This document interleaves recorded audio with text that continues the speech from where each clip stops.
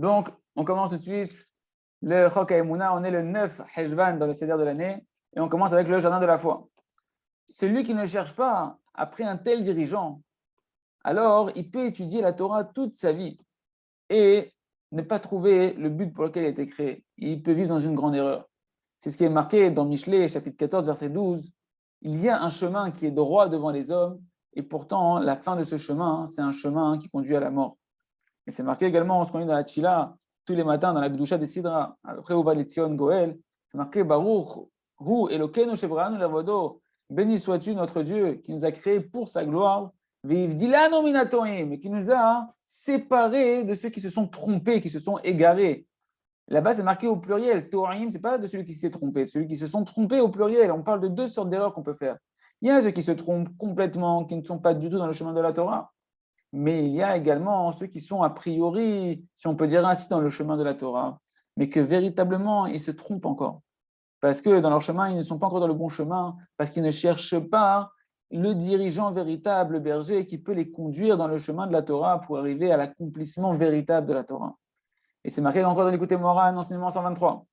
Le fondement et l'essentiel de quoi tout dépend, quelque chose de quoi tout dépend en réalité, c'est de s'attacher soi-même au tzaddik de la génération et de recevoir ces enseignements et ces paroles comme il nous les dit, que ce soit la plus petite parole qu'il nous dit ou la plus grande parole qu'il nous dit, sans dévier, chas v'shalom, de ces paroles, ni à droite, ni à gauche. Comme nous dit nos sages de Marbeni dans le Sifré Parashat Shoftim, même s'il te dit que ta droite c'est ta gauche et que ta gauche c'est ta droite, c'est entendu que tu ne comprends rien ce qu'il dit, ça te paraît complètement à l'envers de ce que toi tu penses être la vérité, eh bien tu dois t'annuler à ces paroles. Qu'est-ce qui ressort de ces paroles-là?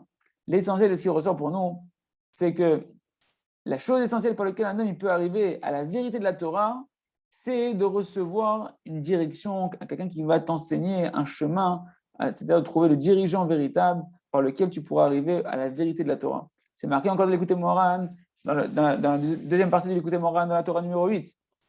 Mais véritablement, on se doit de chercher, de vouloir énormément, de trouver le dirigeant véritable, un tel dirigeant véritable.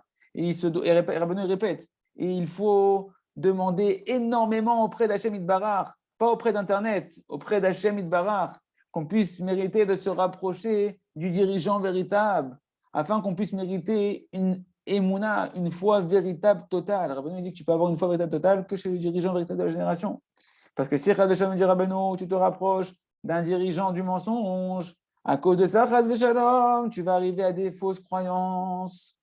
C'est pourquoi, il répète Rabbeinu, il faut chercher, désirer et demander auprès d'Akadosh Baruch Hu énormément de trouver le dirigeant véritable pour pouvoir se rapprocher de lui. Il y a Ratson Shiniske de faire cette fila-là tous les jours, le pouvoir de Kachem nous rapproche tous les jours plus du dirigeant de la génération, des véritables dirigeants, des véritables tzadikim, afin d'avoir une véritable émouna et de ne pas se tromper de chemin.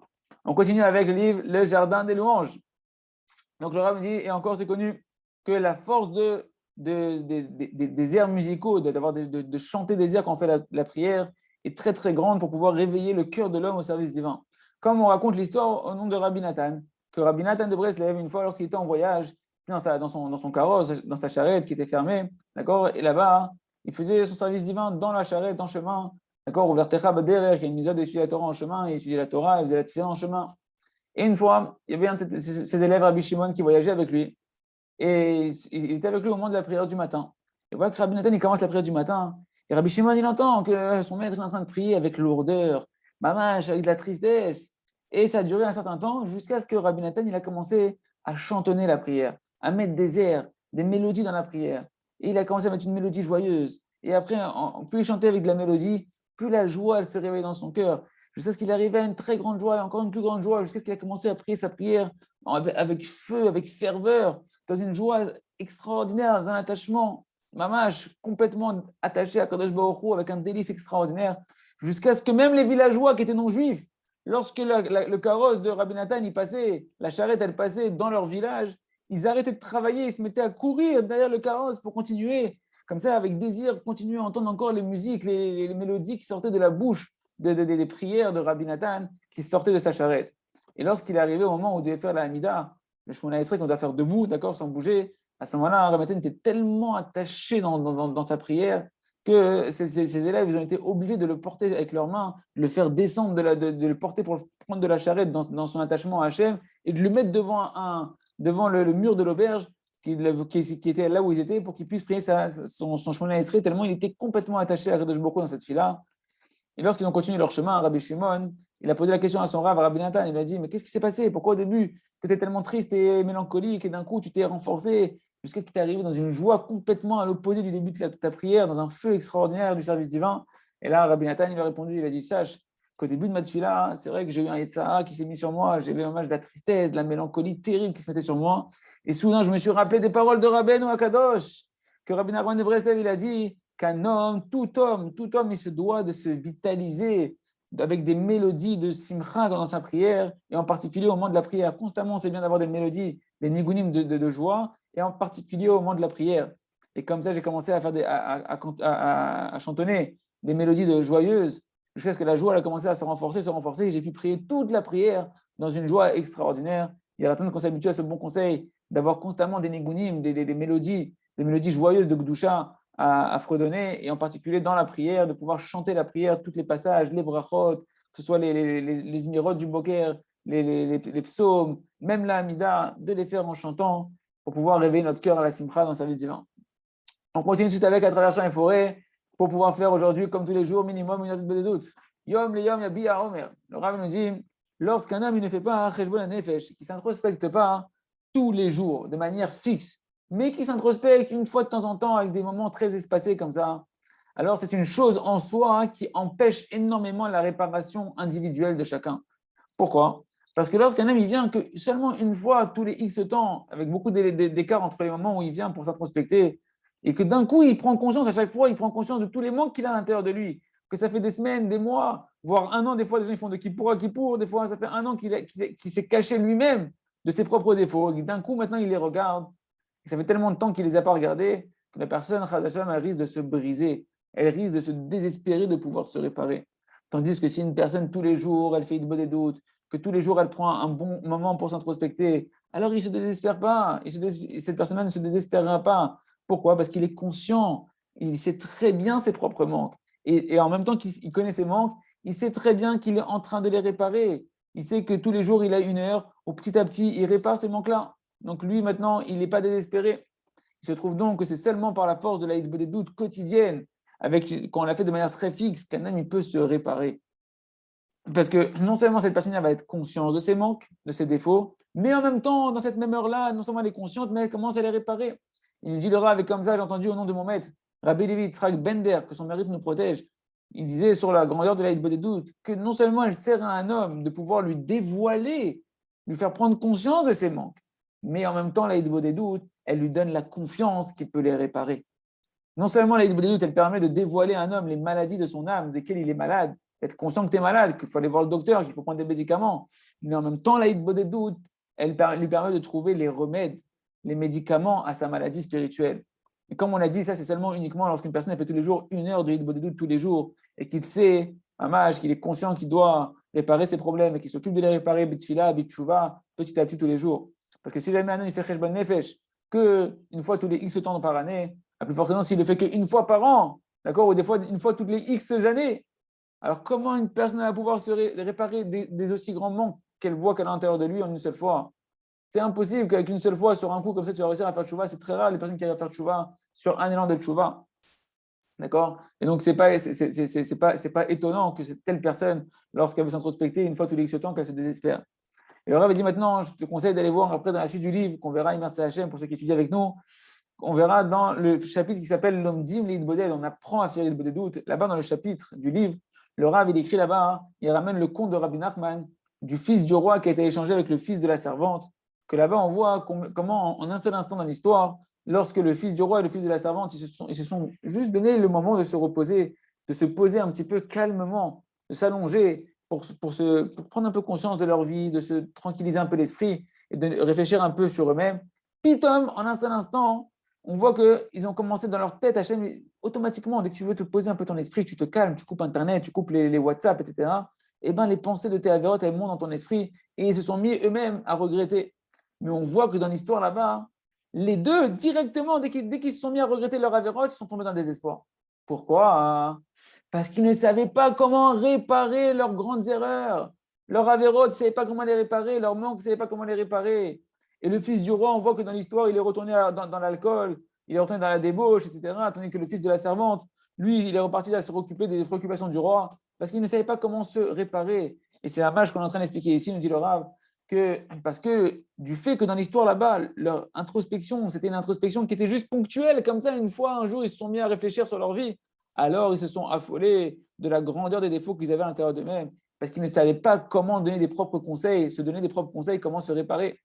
Tandis qu'une personne qui tous les jours s'introspecte avec une introspection quotidienne, alors c'est sûr qu'elle va trouver les forces à l'intérieur de son âme, comment pouvoir se mesurer avec tous les manques à l'intérieur de lui, en priant, en faisant tchouva, en demandant à Kadosh Baruch Hu, jusqu'à ce qu'il méritera de tout réparer, Be'ezrat Hashem, qu'on ne passe pas une journée sans faire notre heure de doute et qu'on n'attend pas pour pouvoir faire tchouva. On continue tous avec le jardin de la sagesse. Et voilà que notre sage, notre philosophe, il n'était pas attaché à la Emouna. Il n'était pas attaché donc à la providence divine du tout.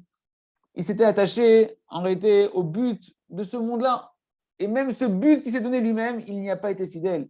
Il l'a repoussé, il l'a méprisé. Il s'est donné un but dans sa vie, et il l'a repoussé, il l'a méprisé. D'accord? Il a commencé à se faire des projets personnels comme si que sa vie elle était entre ses mains et comme si qu'il avait encore beaucoup d'années à vivre devant lui. Le Rav me dit, réfléchis un instant. Qui te promet que tu as encore une seconde encore à vivre? Qui te dit que tu auras encore du temps demain ou tout à l'heure pour pouvoir avancer dans le but pour lequel Hachem t'a créé? Comme nos sages nous disent dans Pirkei Avot, ne dis pas lorsque je serai libre, j'étudierai. Parce que peut-être tu n'en seras jamais libre, tu n'auras peut-être jamais le temps d'étudier. Tu n'as que le moment d'aujourd'hui devant toi. Comme ça, chaque être humain, il se fait des programmes et il se dit, regarde, je suis encore jeune, ça veut dire que j'ai encore le temps pour pouvoir prendre sur moi le joug du mariage ou le joug de la Torah, etc. Mais qui t'a dit que tu vas encore vivre? Et même si tu vis, pourquoi tu vas continuer maintenant à repousser le mariage? Et quand est-ce que tu vas te marier? Lorsque tu seras avec une béquille, avec une canne de vieillesse. Le meilleur moment pour pouvoir se marier, c'est lorsqu'on est jeune, lorsqu'on a à l'intérieur de nous encore toutes les forces, toute la tranquillité de pouvoir construire la vie de couple et pouvoir supporter tous les tracas des enfants et faire grandir les enfants, éduquer les enfants avec patience, avec compréhension. Parce qu'effectivement, lorsqu'une personne se marie jeune, eh ben, elle est encore proche du temps de sa jeunesse, du temps de son enfance. Et tu peux facilement comprendre les enfants parce que il n'y a pas longtemps quand tu étais encore un enfant.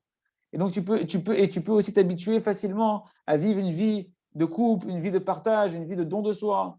Ce qui n'est pas le cas lorsque l'on vieillit. Lorsqu'on vieillit, on oublie notre enfance et on devient fatigué de la vie. On devient habitué à toutes sortes d'habitudes et d'égoïsme. Une personne qui vit tout seule, elle se sert qu'elle-même, elle devient égoïste malgré elle.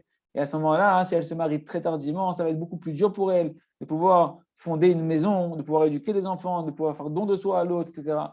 Ce qui ressort d'ici, c'est que l'essentiel, c'est qu'on doit comprendre que le mariage, en réalité, c'est la volonté d'Akadosh Baruch Hu, et que si Akadosh Baruch Hu, il nous a donné cette mitzvah-là, qu'Hachem, sa volonté, c'est qu'on se marie jeune, alors on n'a pas le droit de repousser le mariage. Il faut se marier jeune, Bezrat Hashem. On finit avec Or Hadash, la maloratita. Pourquoi tu n'as pas voulu? Le Rav nous dit que Hachem Itbarach, il lui a fait mériter de trouver encore une autre preuve dans un livre de halakha, de loi contemporaine qui est très important sur les lois du Talmud Torah, du Baal HaTanya, le fondateur de la Chassidoute de Lubavitch, d'accord, qui a écrit un Shulchan Aruch, le Shulchan Aruch Harav. Et bien là-bas, il amène des paroles très très fortes qui réveillent les cœurs, qu'on peut dire que, mamage, comme si ce n'était pas marqué là-bas, on n'aurait pas le droit de les dire, d'accord? Et donc on va amener les paroles d'abord dans le langage dans lequel ils ont été dites, et après on va les expliquer dans le langage de la génération. Et voilà les paroles que Rabbi Shneur Zalman Miliadi a écrit dans le Shulchan Aruch Harav, dans l'Ilchot Yoredea, l'Ilchot Talmud Torah Gimel. Il nous dit comme ça. Chachamim, ils nous ont dit dans la Gemara Yoma, page 35, Hillel Lazaken, c'est lui qui est Mechayev, qui oblige les pauvres, lorsqu'ils vont arriver à 120 ans dans le ciel, d'accord, on va leur dire, pourquoi vous avez annulé, vous les pauvres, la mitzvah de l'étude de la Torah à cause de tourments de votre parnassa. Soit vous n'avez pas étudié du tout Birklal, ou la majorité de votre journée, vous n'avez pas du tout étudié. Et vous n'avez pas fait comme Hillel. C'est ça qu'on va on va les mettre devant Hillel dans le ciel. Vous n'avez pas fait comme Hillel, que Hillel, il était bûcheron toute la journée. D'accord? Chaque jour, pas toute la journée, mais toute la journée, tous les jours, il était bûcheron. Et il gagnait de son travail un demi-dinar. Et de ce demi-dinar-là, il donnait la moitié au gardien du Beth Midrash, c'est-à-dire qu'il payait avec la moitié de son salaire quotidien. Le Beth Midrash, la porte d'entrée, ce n'était même pas gratuit, il devait payer la moitié de son salaire de misère pour rentrer étudier au Beth Midrash, qui se trouvait dans les champs, d'accord, à ce moment-là.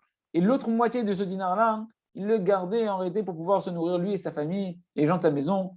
C'est-à-dire qu'il prenait 3 pounds, c'est-à-dire trois pièces anciennes, qui est très petite monnaie, et de chaque pound, il pouvait acheter, à cette époque-là, il pouvait acheter du pain comme l'équivalent de 6 œufs, c'est-à-dire un peu plus que 300 grammes.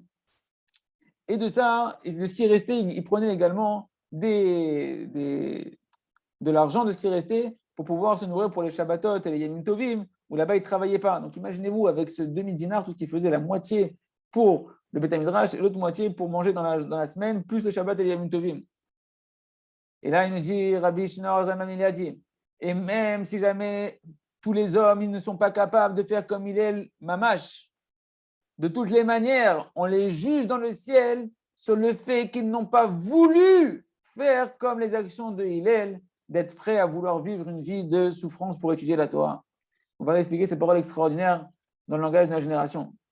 Hillel Azaken, il gagnait environ 15 shekels par jour par son travail. 7 shekels, il prenait 7 shekels et demi, 7 shekels et demi, il payait le gardien du Beth Midrash. 5 autres shekels, il allait acheter le pain pour sa maison. Et dans les 2 shekels et demi qui lui restaient, il les gardait pour pouvoir faire les dépenses de Shabbat et de Yamim Tovim. Où là-bas, il ne travaillait pas ces jours-là. C'est-à-dire qu'en réalité, il s'est mamash mortifié. Mamash, il a vécu une vie de misère, de pauvreté, d'oppression qui est mamash inimaginable. On n'a pas de capacité de pouvoir entreapercevoir une telle vie de Torah. Il vivait avec la honte de la famine, d'accord, de la faim. Et malgré tout, il s'est donné, il a fait don de lui-même. Et il a donné la moitié de son argent quotidien de misère qu'il gagnait pour pouvoir payer le Beth Midrash et donner de son temps, de toutes ses forces pour étudier la Torah. Et maintenant que tu dis que dans le ciel, c'est Hillel qui va être l'accusation devant les pauvres qui ont dit « j'avais pas le temps d'étudier », alors le Rav dit « on ne comprend pas ». On ne comprend pas comment la Gemara elle peut nous dire que c'est Hillel qui va mettre les pauvres en face de leur réalité et leur dire pourquoi vous n'avez pas étudié plus la Torah. Comment on peut venir devant les hommes avec une telle argumentation, en disant un tel argumentaire, en disant mais pourquoi tu n'as pas été comme Hillel? Dis-moi, est-ce qu'un homme du commun des mortels, il peut se mettre dans une telle situation comme Hillel Azaken? Est-ce que c'est ce qu'Hachem il demande de chaque pauvre et de chaque homme concrètement de vivre comme Hillel? Quoi? Tu vas me dire que tous les pauvres, pourquoi tous les pauvres de la génération, on va les mettre, on va leur dire pourquoi tu ne t'es pas comporté comme Hillel? Mais c'est un niveau qui est pas du commun des mortels. C'est un niveau qui est des yéchidim, des gens qui sont uniques dans la génération, des grands de la génération. Qui peut vivre de telle manière? De travailler avec autant de labeur, avec autant d'efforts, et de vivre une vie de telle pauvreté. Celui qui vit comme ça, est-ce qu'il a le temps, la volonté et la tranquillité d'esprit de pouvoir étudier la Torah? Et en plus de ça, de donner la moitié de son salaire pour payer d'avoir le mérite de rentrer dans le Beth Midrash et étudier la Torah. Celui qui fait ça dans la génération, sa femme va le jeter immédiatement de la maison. Si c'est comme ça, comment tu peux me dire que dans le ciel, les pauvres, on va les accuser en leur disant qu'ils n'ont pas été comme Hillel? D'accord? Al-Zéoné Balatania, le Balatania nous répond sur ça une chouva terrifiante, étonnante. Effectivement, les pauvres, ils ne vont pas dans le ciel être mis en accusation sur le fait qu'ils n'ont pas fait concrètement comme Hillel. Mais en réalité, on va les accuser qu'ils n'ont pas voulu faire comme Hillel. Parce qu'on voit encore ici une preuve claire qu'un homme, on ne le juge pas sur les conséquences de ses actions, mais on te juge sur ta volonté. Tu dois vouloir être prêt dans ton cœur pour la Torah à vivre comme Hillel. Et le Shulchan Aruch Harav du Balatania, ce n'est pas un livre de Moussar, ce n'est pas un livre qui va nous raconter des grandeurs de Chassidut, des niveaux de la Chassidut, etc.